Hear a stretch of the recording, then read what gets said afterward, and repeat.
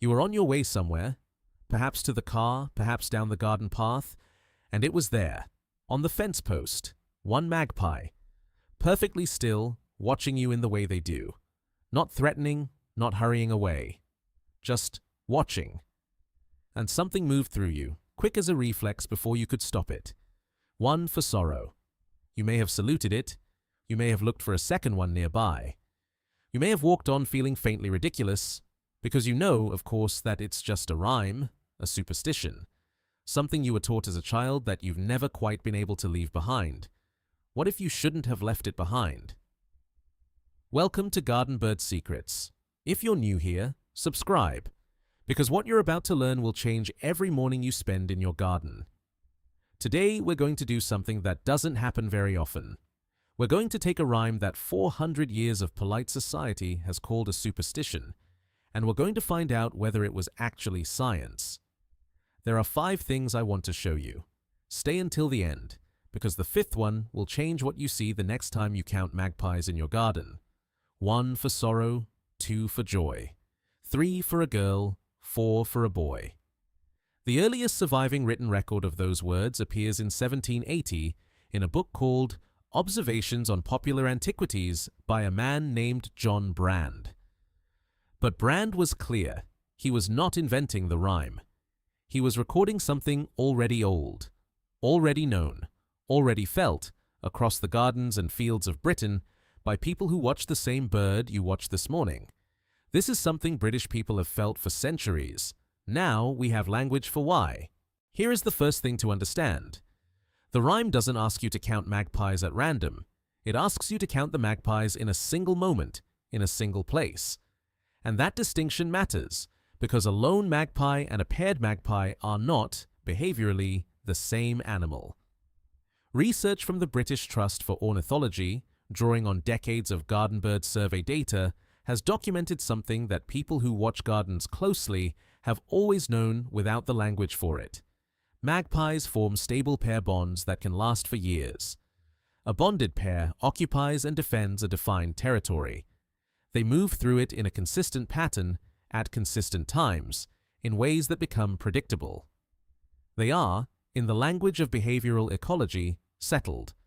A lone magpie is something else. An unmated male, or a bird that has lost its pair, moves differently. It probes boundaries. It enters territories it does not own. It is, in the most precise sense, unsettled. And in your garden, this means something you can actually observe. The single magpie that appears on your lawn is more likely to be moving through, assessing, testing, than the pair you see every morning at the same time on the same fence post. The person who first wrote One for Sorrow may not have known about pair bonding, but they were watching the same thing the BTO is now measuring. That is not a coincidence.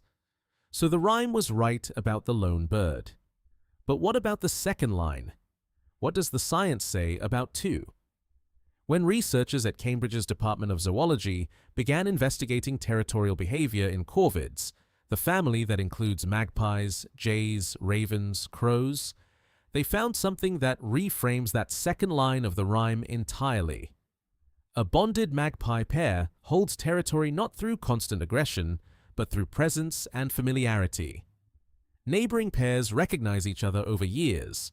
Boundaries are maintained not by fighting, but by knowing where your edge is, and knowing that the pair on the other side knows it too. It is a system of mutual recognition that produces, in measurable terms, stability, reduced conflict, consistent food access, successful nesting.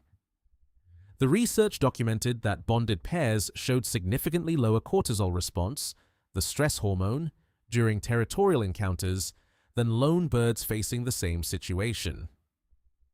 2 for joy. That is not whimsy. That is the observable outcome of a corvid system that has been functioning in the gardens and hedgerows of Britain for a very long time. In your garden, this means the 2 magpies you see together on the fence are not just passing through. They have an arrangement. They have claimed that space. And the calmness you sense when you watch them, that is not your imagination either. But there is something the rhyme points to that we haven't fully answered yet. the lone bird, the one that made you stop this morning. We know now that it behaves differently. What we haven't asked is what it is actually doing, specifically when it looks at you. If you've ever stood in your garden and felt genuinely watched, you were not imagining it. Here is the thing about the lone magpie that the rhyme does not tell you. The sorrow it points to may be yours, but the attention belongs to the bird. And a lone magpie, in a territory it does not own, with no partner to share the threat assessment with, is running a heightened surveillance of everything in its environment, including you. Research from the University of Washington, the same institution that first formally documented facial recognition in corvids, established something with direct implications for the lone magpie in your garden. When a corvid is operating alone in an unfamiliar or contested space, its threat assessment behavior intensifies. It gathers more information. It watches longer before moving. It is, in neurological terms, in a state of elevated vigilance that a settled, bonded bird in familiar territory simply does not maintain. What this means is a direct reversal of what the rhyme implies. The lone magpie is not simply a bad omen. It is an animal operating at the sharpest edge of its considerable cognitive ability. And what it is being sharp about in that moment is you. The next time a single magpie watches you from a fence post and does not look away, you will know precisely what is happening. It is not superstition, it is cognition. In 2008, a team led by Helmut Preyer at Goethe University in Frankfurt published a paper in the journal PLOS Biology that the scientific community received with genuine surprise. They had administered the mirror test to magpies. The magpies passed. The mirror test, in which an animal is marked with a spot visible only in a mirror, then observed to see whether it investigates the mark on its own body or treats the reflection as another animal, had been passed, until that point, only by great apes, dolphins, and elephants. Animals with large, complex brains and well-documented self-awareness. The magpie, with a brain the size of a walnut and a lineage entirely separate from the mammals, passed the same test. The birds directed their beaks precisely at the mark on their own feathers. They were looking at themselves. In your garden, this means the magpie on your fence is not simply reacting to the world. It has, in some sense, a self to react from. It is not just watching you the way a security camera watches you. It is watching you the way a person watches you, with a perspective, with a history, with something that functions like an awareness of its own position in relation to you. Whether the person who wrote One for Sorrow 4 centuries ago felt something like recognition in that gaze, I cannot say. But the gaze is real. And now we have a reason for why it feels different from the gaze of other birds. 4 points. 4 different ways that science has confirmed what the rhyme was pointing at. The behavior of the lone bird, the stability of the pair, the heightened attention, the gaze that comes from a self. And now, the 5th, the one I've been building toward, the one that sits at the very center of that first line. Stay with me, because this next part changes everything. I want to be careful about how I say this final point, not because I'm uncertain about the science, but because of what it means. And I want to give it the space it deserves. The word at the center of that first line is sorrow.